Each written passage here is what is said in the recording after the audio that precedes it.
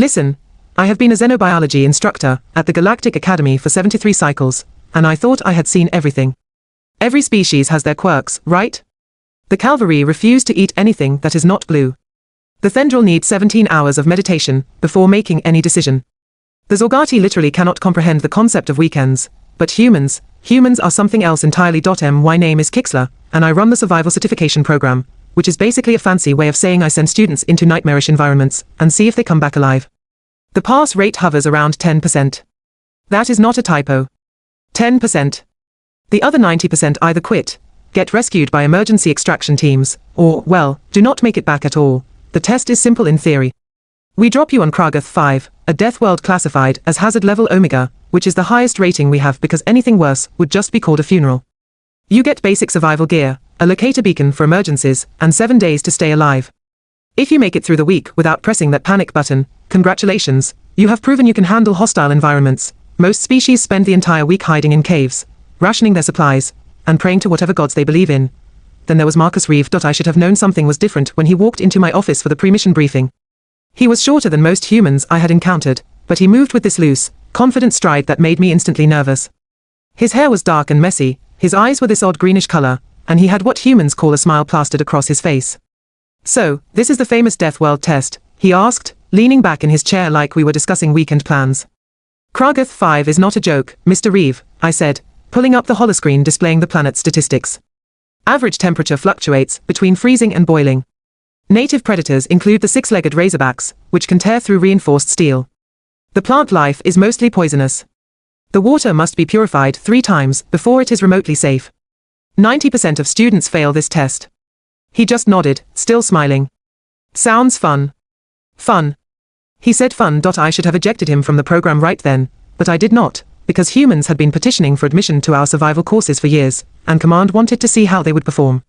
So I authorized his drop, gave him the standard equipment pack, which included a plasma knife, a water filtration unit, nutrient bars, and a basic shelter kit, and watched his shuttle descend toward that nightmare planet.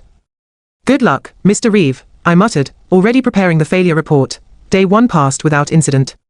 His vitals were stable, his locator beacon showed him moving steadily through the northern forest region. Normal behavior. Most students spend the first day finding shelter, and getting their bearings. Day 2, things got interesting. His heart rate spiked around midday, then settled. When I checked the bioscanner logs later, it showed signs of a physical confrontation. He had encountered something, fought it, and apparently won. Day 3, his movement patterns changed. Instead of staying in one defensive position, he was ranging wider, covering nearly 15 kilometers of terrain. The bioscanner showed he was carrying significantly more weight than when he started. What is he doing? I asked my assistant, Prill, who was monitoring the feeds. Prill, a nervous Felden with blue fur, squinted at the readouts. Unknown, instructor. His beacon signature suggests he has acquired additional mass. Perhaps he is hoarding supplies. There are no supplies to hoard, I said. Everything on Kragath 5 wants to kill you. Day 4 brought the first real surprise. The thermal scanners picked up 2 distinct heat signatures near Marcus's position. One was definitely him. The other was smaller, moving in sync with his movements. Is that, I paused, trying to process what I was seeing, is that a Razorback kit? Prill made a choking sound. That is impossible. Razorbacks are apex predators. They do not bond with other species. They barely tolerate their own young. Yet there it was on the screen, clear as starlight. Marcus Reeve had somehow acquired a baby Razorback, and it was following him around like, well, like a pet. Pull up the audio log, I ordered. Prill activated the recording from Marcus's comm unit, which was supposed to be used only for emergencies, but also passively recorded ambient sound. We heard Marcus's voice. Surprisingly cheerful. Okay, buddy, I know your mom tried to eat me, and I am sorry about what happened to her, but you cannot stay out here alone. You are, what, maybe 3 weeks old. You would be dead by sunset. So here is the deal, you stick with me, I will share my food, and we both get out of this alive. Sound good? There was a chittering sound, which I recognized as a juvenile Razorback's contact call. I will take that as a yes, Marcus continued. I am going to call you Spike. You look like a Spike. I stared at the speaker in disbelief. He named it. He named it, Prill echoed, equally stunned. Day 5 was when I seriously considered activating his emergency extraction, not because he was in danger, but because I was genuinely concerned about what he might do next. The scanners showed him constructing something, a large structure that definitely was not the standard emergency shelter from his kit. It took me 3 hours to realize he had built a smoking rack, a smoking rack, on a death world, he was preserving meat. Where did he get meat? I demanded. Prill checked the logs. Apparently, he has been hunting. The bioscanner shows elevated protein intake well beyond the nutrient bars we provided. Instructor Kixler, I think he is eating the local wildlife. The poisonous local wildlife. He appears to have figured out which parts are safe. I sat down heavily. This was unprecedented. Students were supposed to survive, not thrive. They certainly were not supposed to start a delicatessen operation. Day 6. I stopped trying to predict his behavior. The thermal scans showed his camp now had 3 heat signatures. In addition to Marcus and Spike, there was something else. Something bigger. When I enhanced the image, I saw what appeared to be a thornbeak, which is a massive, flightless bird with a beak that can crack stone. Did he, I said slowly, did he tame a thornbeak? Prill was frantically scrolling through the xenobiology database. Thornbeaks are territorial and aggressive. They attack anything that enters their nesting zones. How did he? The audio log provided the answer. Hey there, big guy, Marcus's voice came through, calm and friendly. I am not here to hurt you. I saw your nest got wrecked in that storm last night. Rough break. Listen, I have got some of this razorback meat, and you look hungry. Truce. There was a loud, suspicious squawking sound. Yeah, I know, stranger danger and all that. But look around, buddy. Your options are pretty limited out here. Tell you what, I will just leave this here, and you think about it. 4 hours later, the thornbeak, apparently named Big Red, according to Marcus's commentary, was roosting near his camp and accepting food offerings. I rubbed my eyes with 2 of my tentacles. This is insane. Should we intervene? Prill asked. Intervene? How? He is not in danger. He is, if anything, conquering the planet. Day 7, Extraction Day. I piloted the shuttle down myself, because I had to see this with my own eyes. The landing zone coordinates led me to a clearing in the forest where Marcus had set up what could only be described as a base camp. There was a reinforced shelter, the smoking rack I had seen on scanners, a water collection system that was honestly more efficient than the one we provided, and neat stacks of what appeared to be processed pelts drying in the sun. And there, sitting by a small fire, looking like he had just returned from a pleasant camping trip, was Marcus Reeve. Spike the Razorback Kit was curled up beside him, gnawing on something. Big Red the Thornbeak was perched on a nearby rock, preening its feathers. Marcus looked up as I approached, and that same easy smile spread across his face. Oh, hey, Instructor Kixler, he said, standing and brushing dirt off his pants. Right on time. I was just packing up. Packing up. Like this was a vacation. Mr. Reeve, I began, then stopped, genuinely at a loss for words. What, how, why do you have animals? He glanced at Spike and Big Red. Oh, them. Well, Spike here lost his mom on day 1, that was a whole thing, and I could not just leave him. Big Red and I came to an understanding on day 6 after I helped him out. They are good company. Gets lonely out here otherwise. And the Pelts. Waste not, want not, right? I figured if I was already hunting for food, might as well use everything. Some of these furs are really high quality. Thought the Academy might want them for research or something. I stared at the Pelts. There were at least 20 of them. 20 separate kills, processed and preserved. You were supposed to survive, Mr. Reeve. Not establish a homestead. He shrugged. I got bored just hiding. Figured I would make the most of it. That was when I noticed the containers stacked near his shelter. What is in those? Leftovers, he said casually. I could not eat all the meat I smoked, so I packed it up. Figured you guys might want to study it, see what is edible for other species. Could be useful data, right? Leftovers. He brought back leftovers from a death world. I made a noise that I am told sounded like a deflating balloon. Did I, Marcus asked, looking genuinely concerned for the first time, did I do something wrong? Wrong? No, Mr. Reeve. You did not do anything wrong. I gestured helplessly at the camp, the animals, the pelts, the containers, you rewrote the entire point of the test. He grinned. So, does that mean I passed? I looked at this impossible human, standing in his impossible camp with his impossible pets, and I realized something that would change my understanding of humans forever. They do not just survive hostile environments. They domesticate them. Yes, Mr. Reeve, I said finally. You passed. What I did not tell him was that he had also just become the most talked about student in Academy history, and that his file would be studied by xenobiologists and military strategists for decades to come. But that is a story for another time. The flight back to the Academy was, without question, the strangest trip I have ever taken in my 73 cycles of teaching. Marcus sat in the passenger compartment, with Spike curled in his lap, and Big Red occupying an entire cargo section, which I had To hastily clear, because the Thornbeak refused to be separated from Marcus. The human kept talking to both animals like they understood every word, and honestly, they seemed to respond appropriately, which disturbed me on several levels. So, instructor, Marcus said, scratching behind Spike's ear ridges, which made the Razorback kit chirp contentedly, what happens now? Do I get a certificate, or something? A certificate? I repeated, trying to focus on piloting while a Death World predator made happy noises 3 meters behind me. Yes, Mr. Reeve, you will receive certification. You will also receive a significant amount of attention from the faculty. Your performance was highly unusual. Unusual good or unusual bad? Unusual unprecedented, I said.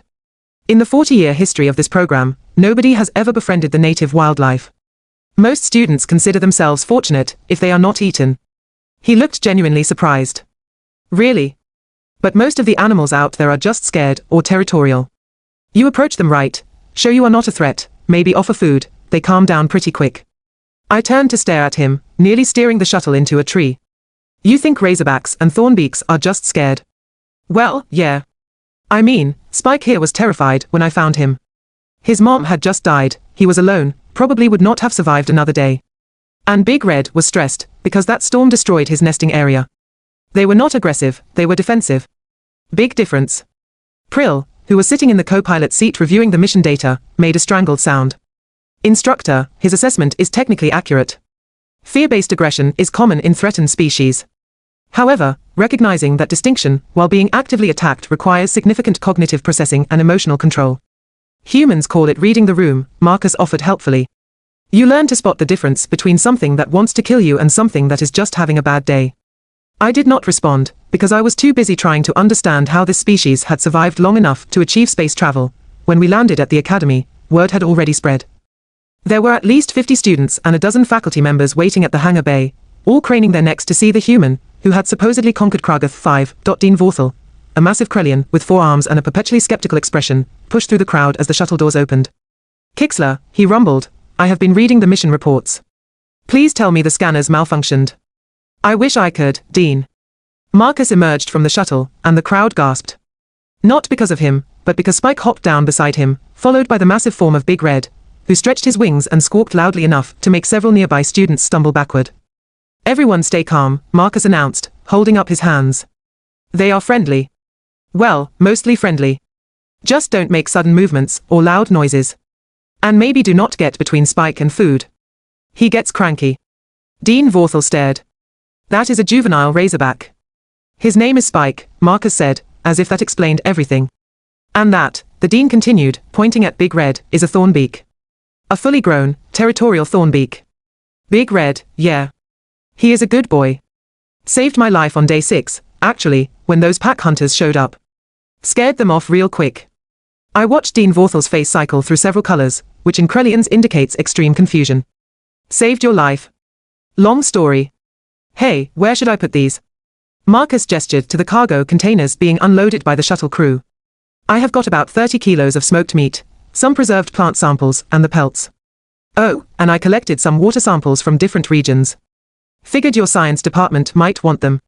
One of the crew members, a young Oshan named Trell, opened one of the containers and immediately recoiled. Sir, this is Razorback meat. Prime cuts, perfectly preserved. You ate Razorback. Dean Vorthal's voice climbed an octave. After proper preparation, sure. The key is removing the venom sacs and cooking it thoroughly. Tastes kind of like, you probably do not have a reference for this, but back on Earth would say it tastes like chicken. Gamey chicken. The Dean looked at me. Did you authorize him to hunt endangered predators? Razorbacks are not endangered on Kragath 5, Dean. They are listed as overpopulated threats to ecosystem balance. And technically, the survival test has no rules against hunting. Students are simply too busy not dying to consider it. Marcus was now surrounded by students, all asking questions simultaneously. A Felden student with silver fur pushed forward. How did you tame a Razorback kit? They imprint only on their mothers. Well, technically Spike was kind of forced to imprint on me since I was the only one around after, the incident with his mom.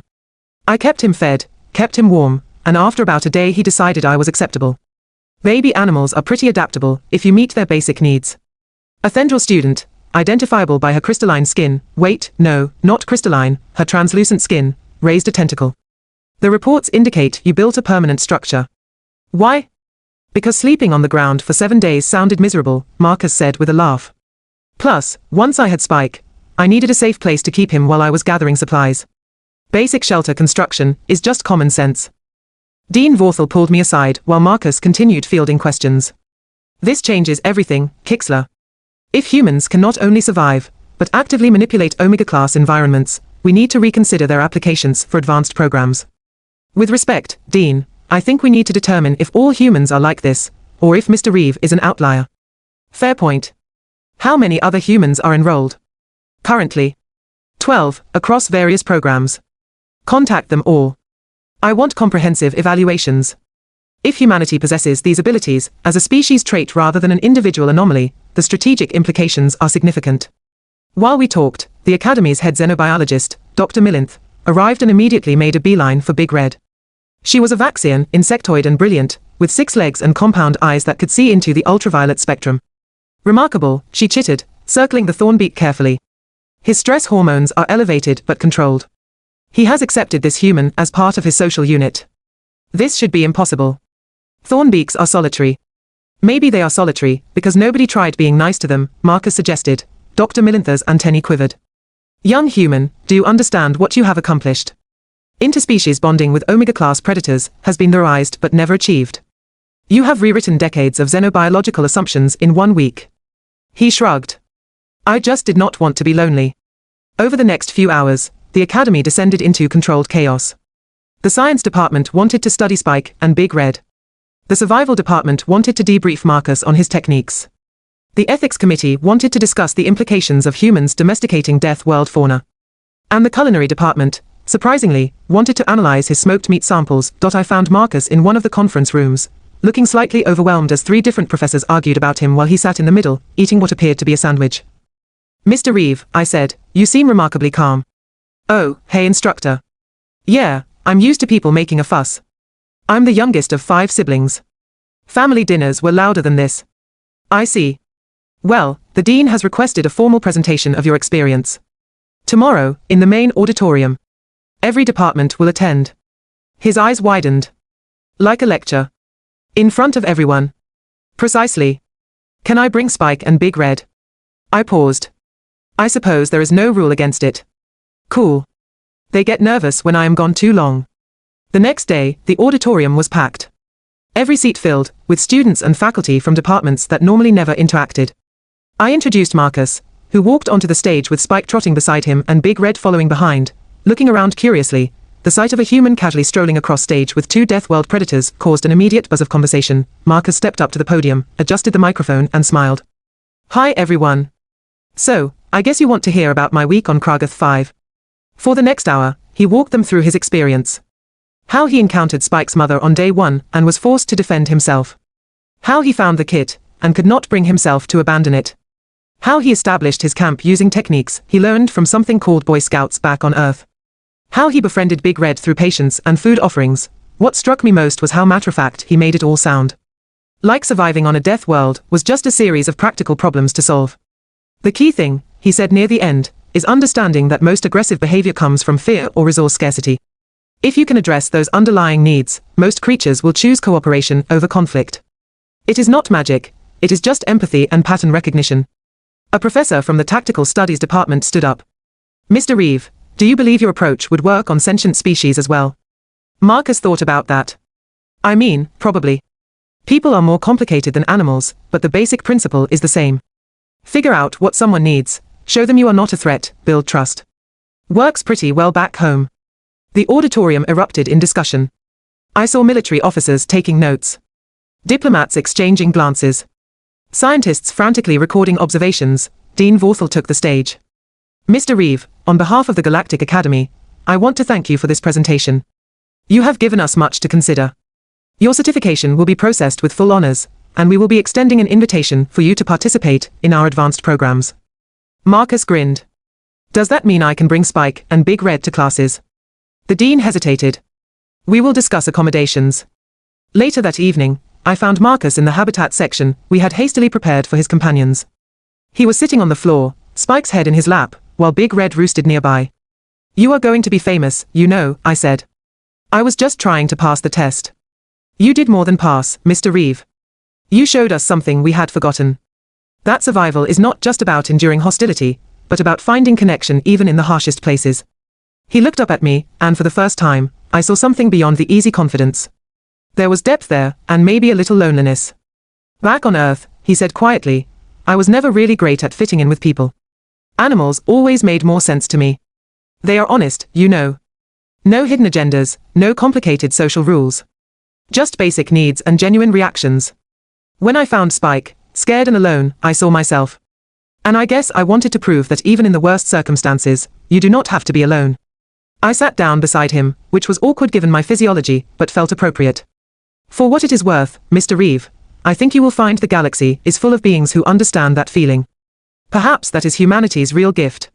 Not your ability to survive, but your refusal to do it alone.